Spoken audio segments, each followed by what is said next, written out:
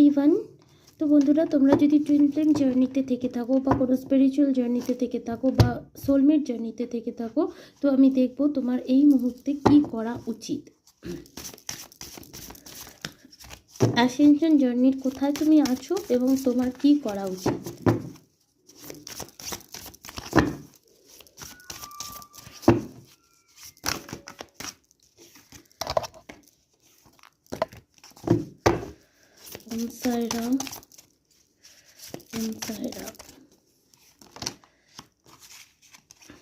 The Amethyst School.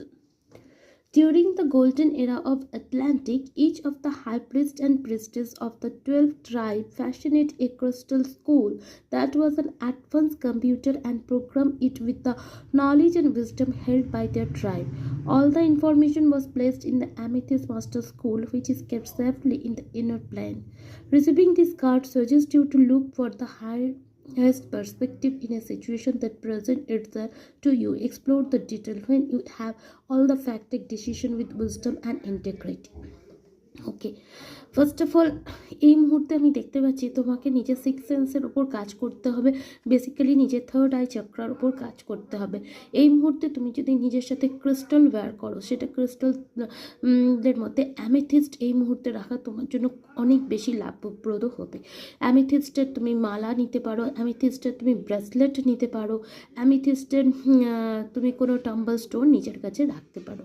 Meditative স্টেটে যখন করবে নিজের থার্ড আইয়ের কাছে ফোকাস রেখো এবং নিজের থার্ড আই চক্রা অ্যাক্টিভেট করার চেষ্টা করো।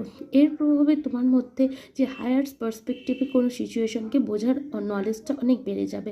এর প্রভাবে তুমি সমস্ত কিছুর অল ফ্যাক্টকে দেখে ডিসিশন নিতে পারবে, যার প্রভাবে তোমার উইজডম বেড়ে যাবে এবং তোমাকে সেই ব্যাপারে যে ডিসিশন নেবে সে নিয়ে কোনো রকম তোমাকে রিগ্রেট করতে হবে না।